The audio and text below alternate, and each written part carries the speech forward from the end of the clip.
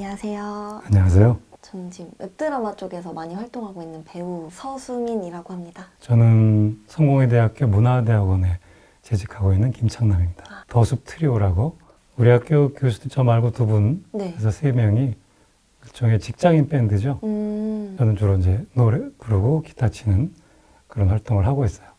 사실 저희 세대는 그 드라마 그러면 거실에서 텔레비로 보는 네. 식구들과 그런 문화를 갖고 있는 세대라 핸드폰으로 보는 드라마라고 생각하시면 쉬우실 거예요. 그럼 주로 요즘 젊은 사람들 얘기를 많이 다루겠네요?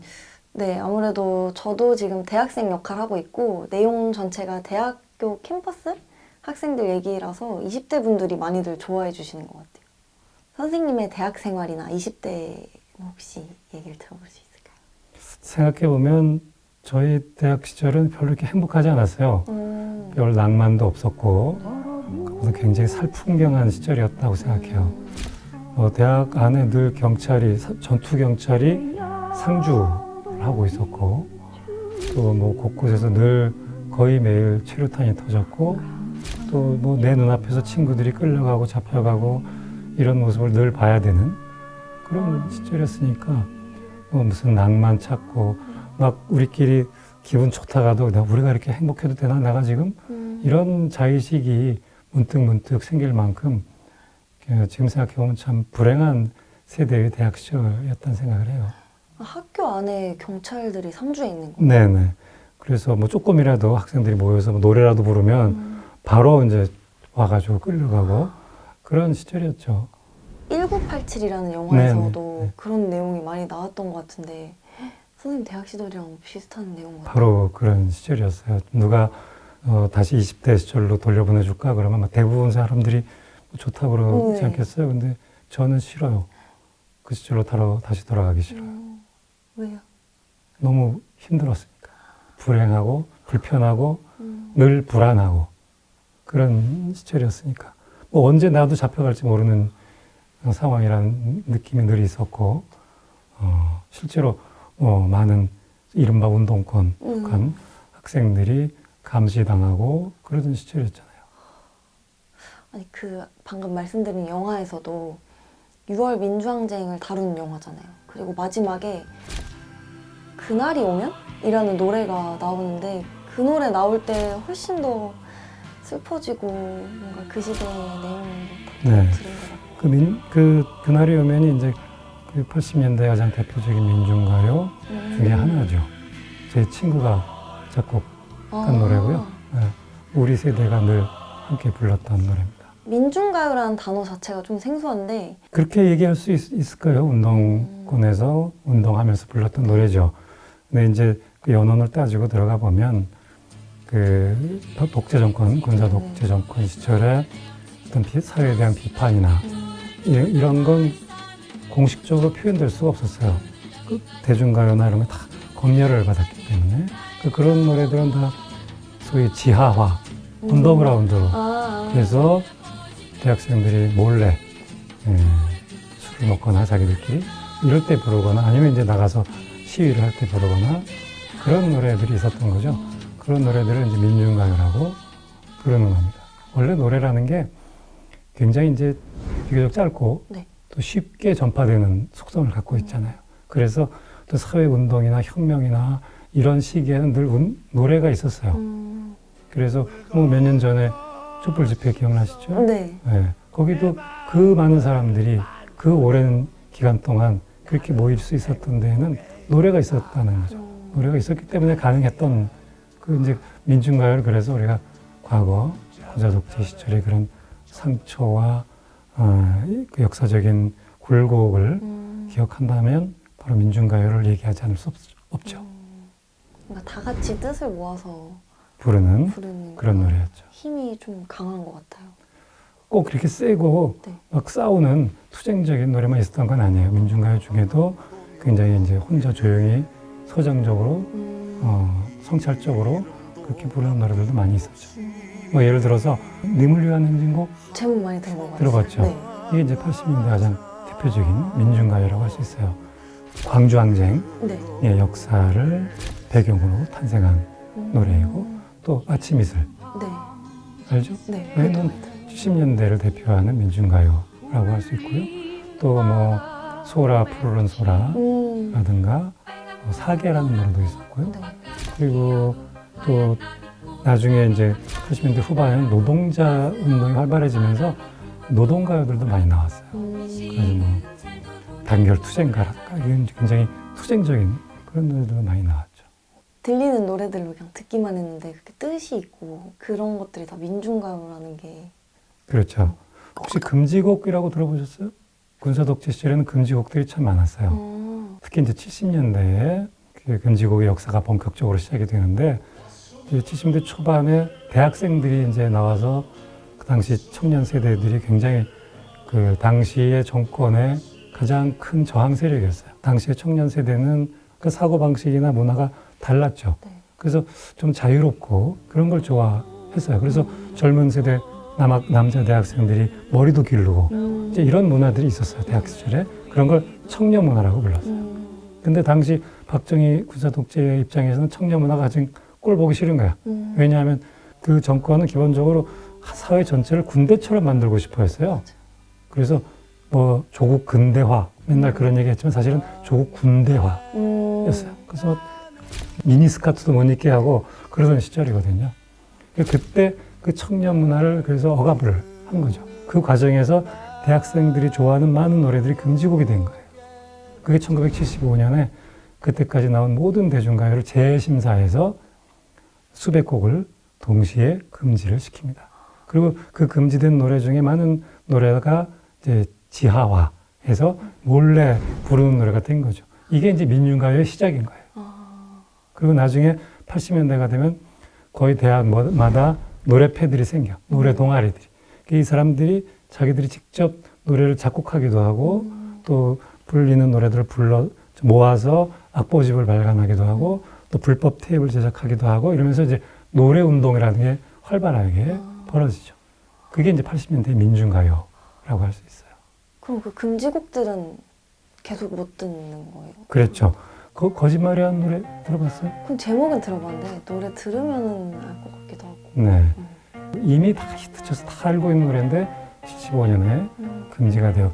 거짓말이라는 노래의 금지 사유가 뭔지 알아요? 이유가? 불신풍조를 조장한다. 거짓말이야. 아, 그 말을 해서. 그런 이유였어요. 또 웨블러라는 노래는 그 바보들의 행진이라는 영화에 삽입이 됐는데 거기 장발 단속하는 장면에서 경찰이 이제 지나가는 대학생 야 거기 서 그랬는데 막 도망가면서 이 노래가 나오는 거예요. 아. 그래서 말하자면 공권력에 대한 도전인 거죠. 네. 그런 이유로 금지가 됐어요. 지금 생각하면 참 어이가 없는 네, 진짜. 일들이죠. 그럼 금지곡들이 언제부터 그럼 저희가 듣고 풀리게 된 거예요? 이제 87년 6월 항쟁이 네. 있고 6.29 선언이 나오고 이제 민주화의 국면이 확 열리죠. 그때 그 많은 곡들이 일단 해금이 됩니다. 청년 문화의 금지곡들은 이미 이제 대중가요로 나왔다가 금지됐던 네. 아침 이슬 같은 노래가 해제가 됐어요. 근데 그래도 여전히 이제 묶여 있는 노래들이 있었어요. 팝송은 여전히 묶여 있었고 금지곡 월북 작가들의 작품들도 여전히 묶여 있었죠. 이게 이제 해금된 거는 김영삼 정부 시절 1994년이에요. 방송위원회에서 연락이 와서 좀 와달라고 갔더니 이제 전문가들 여러 명이 DJ도 있었고 뭐 평론가도 있고 모여 있더라고요. 그래서 자기네가 이제 지금까지 그 쌓인 팝송 금지곡이 4,000곡이 넘는데 이제 재심사를 하겠다. 해금을 좀 하고 싶다. 그래서 그 중에 4명이 이제 뽑혀서 그 7월, 8월 이 2달간 그 여름에 더울 때 매주 모여서 회의를 하면서 이만큼 쌓여있는 금지곡들 악보를 펼쳐놓고 하나하나 이렇게 보면서 해금을 시켰어요. 그 4명 중에 1명이 저였어요. 그래서 보헤미안 랩소디도 그때 그 앞에서 놓고 이제 이거 원래 그 가사에 그 살인이 묘사가 됐다. 네. I killed a man 뭐 이런 가사가 있죠. 그래서 폭력이라는 이유로 금지가 된 건데 제가 이제 이거 해금시켜야 된다. 그랬죠. 그때 이제 그래도 그거 뭐 좀 문제 있지 않아 뭐 그런 분들이 있었는데 제가 그때 그런 얘기를 했어요. 팝송 아무도 가사 안 듣습니다. 그리고 가사를 들어서 알 수 있는 사람이라면 우리가 걱정할 필요가 없습니다. 그런 얘기를 했던 기억이 나요. 그리고 그 4명 중에 한 분이 저랑 굉장히 죽이 맞아서 네. 제가 해금시켜 강력하게 또 함께 이렇게 주장을 해주셨던 분이 있는데 그분이 서병후 선생이에요. 네. 팝 컬럼니스트로 유명했던 분인데 그분이 바로 타이거 JK의 아버지예요.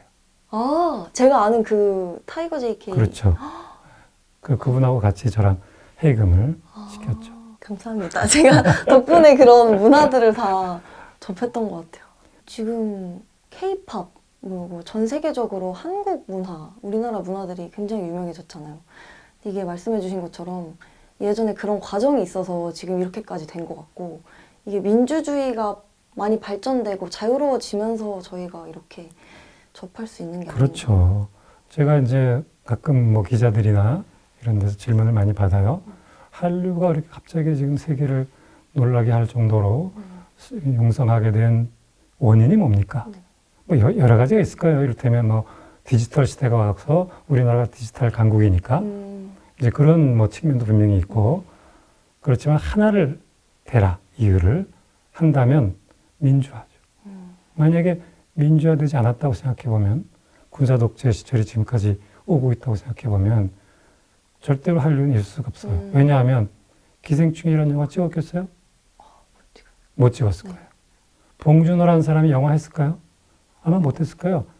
처음부터 이 판에 들어갈 수가 없어라고 아마 포기했을 거예요. 당시 우리 세대 중에 많은 사람들이 포기했어요. 실제로. 왜냐하면 해봐야 검열 다 당하는데 내가 하고 싶은 얘기 아무것도 못하는데 곡 써봐야 검열 다 당해서 내 이 얘기 다 가사 바꿔야 되는데 그러니까 다 이제 언더그라운드로 하고 민중가요 활동으로 갔던 거예요. 많은 사람들이. 근데 나중에 이제 민주화가 됐고 그리고 궁극적으로 1996년이 되면 검열제도가 완전히 사라져요. 사전검열제도가. 그때 이제 그 역할을 했던 분이 정태춘 씨였고요. 부차사 이런 사람들이 이미 이제 활동하면서 어쩔 수 없이 검열이 해제될 수밖에 없었던 거죠. 그러니까 그렇게 되니까 그 다음에는 이제 누구나 하고 싶은 대로 음반도 내고 음원도 내고 테이프도 내고 영화도 찍고 할 수 있게 된 거죠.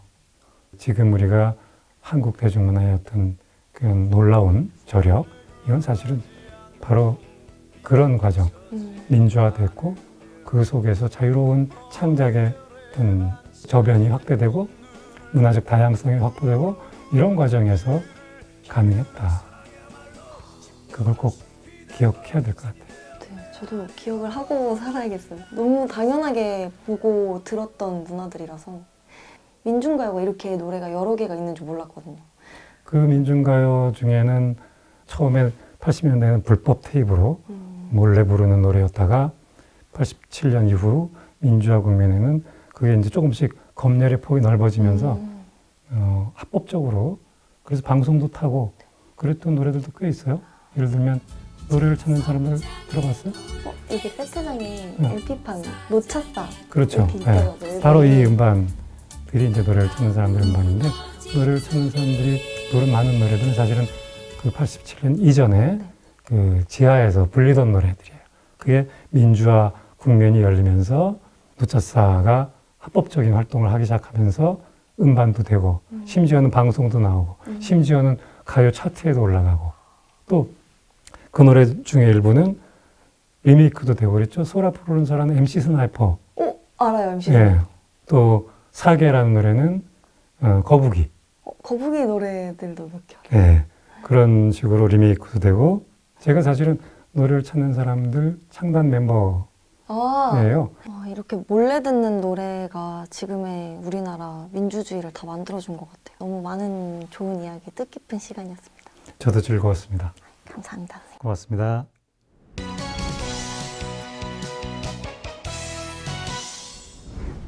네, 안녕하세요. 안녕하세요. 처음 뵙겠습니다. 처음 뵙겠습니다. 저는 아카펠라 그룹 아카시아라고 하는 팀의 송승규라고 합니다. 반갑습니다. 저는 유튜브 채널 두 선생의 역사 공장이라는 역사 채널을 운영하고 있는 역사 스토리텔러 한영준이라고 합니다. 아이고 반갑습니다. 반갑습니다. 제가 이게 2000년대 중반 학번이다 보니 네. 이게 그 당시 90년대 초반의 학생운동의 분위기에 대해서는 실질적으로 제가 이렇게 느끼는 게 많이 좀 부족하거든요. 네. 그 당시 학생운동이 그 이전의 학생운동과 좀 달라지거나 뭐 그런 부분들이 있었나요? 네. 생각해 보면 학생회가 본격적으로 출범을 하면서 이제 한국대학 총학생연합 한 총련이 이제 조직적으로 막 커 나갔잖아요. 네. 그러다 보니 적어도 뭐 학생 운동이나 정치에 관심이 없는 친구들조차도 학생회라는 건 적어도 우리를 대표하는 애들이구나. 이런 어떤 공감대가 많이 형성이 됐던 것 같아요. 네네. 그래서 이제 그 전까지는 뭐 없었던 뭐 생활에 대한 뭐 그런 어떤 투쟁도 학생회가 했었고, 네. 학원 자주 뭐 이런 거, 학생 복지, 등록금 문제 이런 것까지 다 학생회가 대표자의 입장에서 학교와 또 사회와 이렇게 대화를 또 주도적으로 하면서 이렇게 조금 더 학생의 학생 운동의 분위기도 덩달아 좀 올라가지 않았나 이렇게 생각이 듭니다. 그러니까 이 학생 운동이 어떻게 보면 굉장히 활성화가 되었던 게 어떻게 90년대 그렇죠. 초반의 분위기였거든요. 네. 그러면은 함께 성장했던 민중가요도 그때 좀 더 다양화되고 활성화가 되었다고 제가 이해를 하면 될까요? 네네네. 그렇게 보셔도 될 것 같아요. 이제 90년대 초반에 학생회 만들어지면서 그 학생회도 전국적인 조직이 있다 보니까 네. 이제 말하자면 그 노래를 잘하고 문화 역량이 뛰어난 네. 예술적인 능력을 갖고 있는 학생들이 있었을 거잖아요. 네. 근데 이 친구들 하나씩 모으기 시작해서 각 지역 총련이나 그 단체별로 소위 노래패를 만들기 시작을 해요. 네. 그래서 이 친구들이 노래를 만들고 이거를 음반화하면서 정말 다양한 학생의 입장에서 학생이 생각하고 학생이 바라보는 세상에 대한 어떤 민중가요들이 네. 하나씩 계속 나오기 시작합니다. 이러면서 사회적으로도 그때 당시 나왔던 노래들이 90년대 초에 뭐 얼굴 찌푸리지 말아요 이런 노래도 나오고 그러니까 이제 누가 들어도 되게 공감을 하고 함께 느낄 수 있는 이런 지금까지도 노래들. 리메이크가 되는 그렇죠. 노래잖아요. 네네. 굉장히 유명한 곡이죠. 네네. 그 우리 컬트 뭐 이분들이 네네. 약간 가사를 바꾸긴 하셨지만 네. 되게 좋은 노래잖아요. 이렇게 민중가요들이 조금 더 다양화된 이 시기와 그 학생 운동이 이제 퍼져나가기 시작했던 게 교묘하게 좀 맞물려 가지 않았나라는 생각이 들어요. 그래서 그 민중가요들이 발달이 되는 시기에 학생회가 또 발달이 되다 보니 네. 학생 쪽에서 나오는 민중가요들도 이렇게 더 많아지고 날개라는 노래도 네네. 90년대 후반에 조가순이 만든 그 통일 노래거든요. 네네. 어떤 이런 즐겁고 이런 노래들도 있었고요. 물론 뭐 초반부터 뭐 학생 운동 쪽에서 그런 어떤 즐겁고 신나는 노래를 좋아하지는 않았지만 네. 그래도 그 음악적인 예술적인 다양화 속에서 민중가요도 계속 더 발전해 나가게 되었던 것 같아요. 네. 왜냐면 제가 느꼈을 때 민중가요는 약간 투쟁을 하고 뭔가 무슨 뭐 진군가 네. 약간 이런 느낌의 노래들이 많다라는 생각이 그렇죠. 들었거든요. 네네. 근데 그게 어떻게 보면 90년대는 해당이 되지 않았다. 물론 그때도 있었긴 했겠지만 네네네네. 그렇게 이해를 하면 될까요? 해당이 되지 않았다보다 그 전까지 투쟁과 일변도의 어떤 그 민중 음악에서 7, 80년대에는 그렇죠. 이제 그러다가 그 투쟁가 아니고 막 발라드도 너무 막 어렵고 막 세고 슬프고 이랬거든요. 근데 이제 90년대 들어서 이제 학생들이 조금 더 거기에 이제 참여를 하기 시작하면서는 네. 조금 더 밝고 누구나 함께 듣고 즐기고 따라 부르고 춤도 출 수 있는. 그래서 이제 그때 당시에는 그 뭐 학교 축제를 하더라도 그때는 대중 가수보다 민중가요 가수들을 더 많이 이제 학생들이 찾아주고 그렇게 막 공연도 많이 더 하게 해주고 이런 또 풍토들이 또 있었어요. 그래서 이제 거기에 맞춰서 민중가요를 하는 학생 그 노래패들도 보다 더 이 친구들이 우리 음악을 듣고 함께 부르고 할 수 있게 하려면 음악적인 좀 완성도도 있어야 되고 내용도 조금 더 좋아져야 되겠구나. 그래서 생활 밀착적인 노래들도 나오기 시작했었고 뭐 조국과 청춘의 뭐 아버지와 통닭 한 마리 네. 뭐 이런 노래도 있었고 뭐 천리마의 뭐 장마비 뭐처럼 뭐 밤 이런 아름다운 되게 서정적인 풍경과 뭐 사랑 얘기도 있고 막 그랬거든요. 그 이전까지 없었던 어떤 이게 학생 민중가요 문화가 조금 더 이 민중가요 속에 녹아 들어가기 시작한 그때가 90년대 초중반이었던 것 같아요. 네. 그럼 실제로 학생들이라든지 대중들의 반응은 어땠나요? 반응은 사실 그 대중가요보다는 좀 못했지만 미흡했지만 그래도 재밌네, 함께 부를 수 있겠네, 즐길 수 있겠네. 나름 뭐 영향력 있는 뭐 조국과 청춘 같은 경우는 좀 그랬었고 그래서 재밌게 공연도 하고 학우들과 함께 즐기는 게 되게 많았던 것 같아요. 지금 기억해보면. 1990년대 이제 초중반까지만 해도 이렇게 활황이었던 이 학생운동과 민중가요가 뭐 어떤 게 먼저인지 모르겠지만 음. 1996년에 연세대 사태를 네. 통해서 전체적으로 학생운동이 여론이 좀 안 좋아지고 네. 그리고 하필이면 97년에는 IMF 사태가 또 터지면서 그렇죠.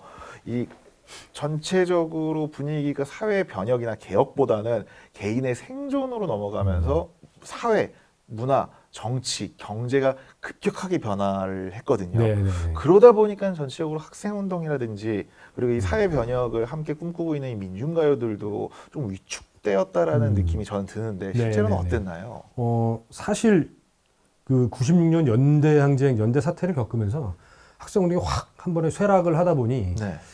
이 학생 쪽에서 나왔던 민중가요도 물론 쇠락의 길을 걸었던 건 맞아요, 초반에. 그런데 이제 그래도 우리가 가만히 있으면 안 되지 않느냐. 그래서 보다 더 좋은 노래, 보다 더 대중들에게 어필할 수 있는 음악을 만들려고 되게 노력을 했었고, 그런 어떤 일환들이 우리 선배님들과 그때 당시에 나왔던 뭐 인터넷이라는 어떤 플랫폼을 가지고 보다 더 효과적으로 대중들을 만나고 그들에게 음악을 전해주고 그냥 단순한 음악이 아닌 민중가요라는 것들을 그들에게 더 들려주고 사회 참여를 유도하려고 하는 그런 것들이 많이 생겨났거든요. 그러면서 생겨났던 게 민중가요의 그 김호철, 윤민석이라는 커다란 작곡가 두 산맥이 있는데 양대산맥이. 양대산맥이죠. 네. 학생운동 쪽에 조금 더 기반을 가지고 시작했던 윤민석 선배님이 네. 송앤라이프라는 기획사를 네. 1인 기획사에 가까운데 그걸 기반으로 음악을 만들고 유통을 시키기 시작을 합니다. 그래서 본인이 예전에 불렀던 노래들로 리메이크를 하고 네. 보다 더 대중들이 듣기에 좋고 그때 당시에 IMF를 거치고 사회 변혁이 좀 급속도로 일어났었잖아요. 네. 네. 개인의 생존의 문제가 걸려 있는 것들에 대한 어떤 그 욕구들 그렇죠. 이런 것들을 말하자면 민중가요를 통해서도 이들에게 힘을 불어넣어 주어야 되겠다.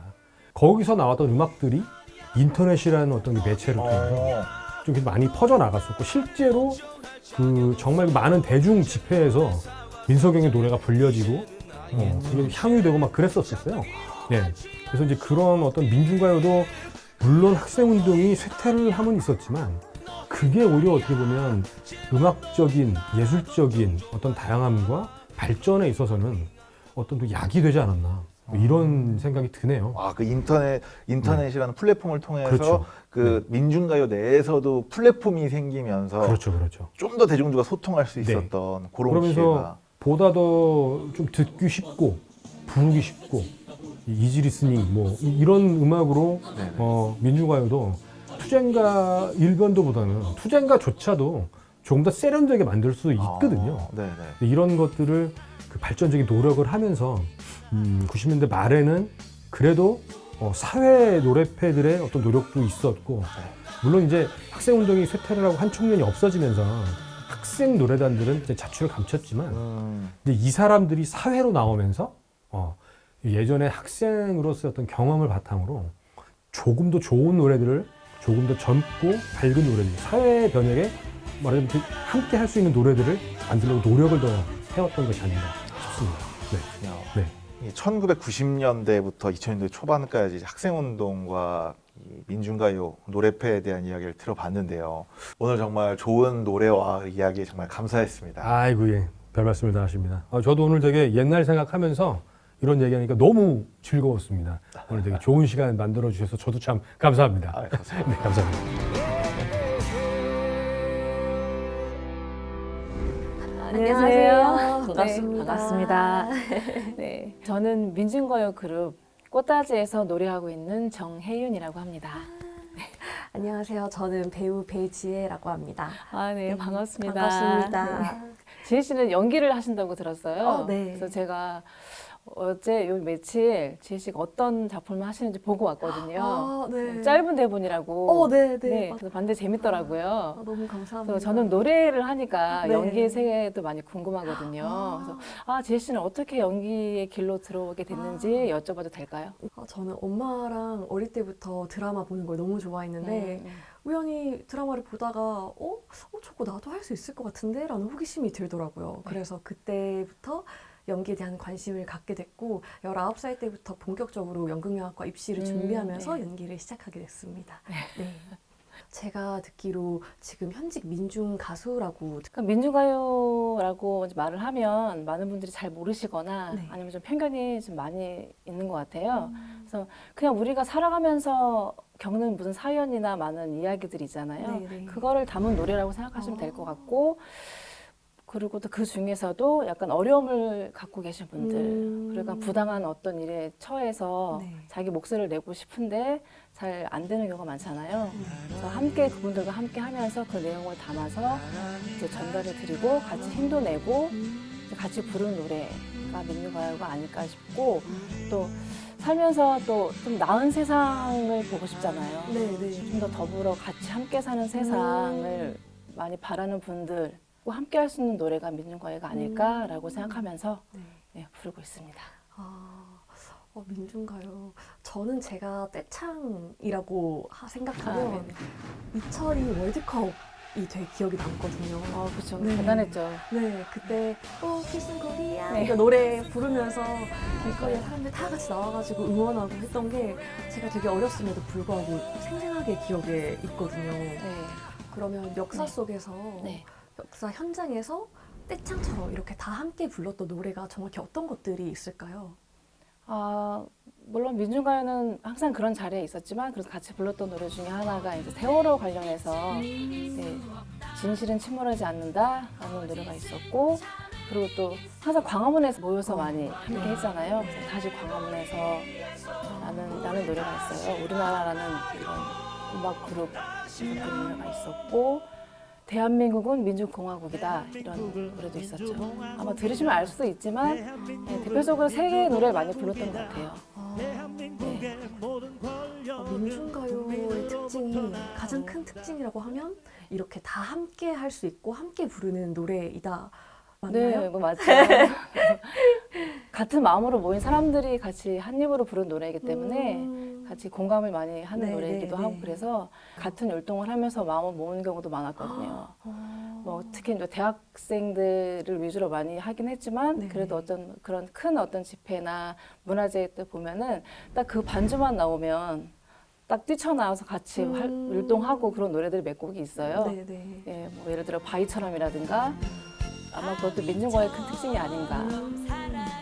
어렵지 않지만 그냥 함께 부를 수 있는 노래가 민중가요의 매력이다라고 말씀드릴 수 있을 것 같아요. 저처럼 20대 여성들에게 추천해주고 싶은, 소개해주고 네. 싶은 노래가 있으실까요?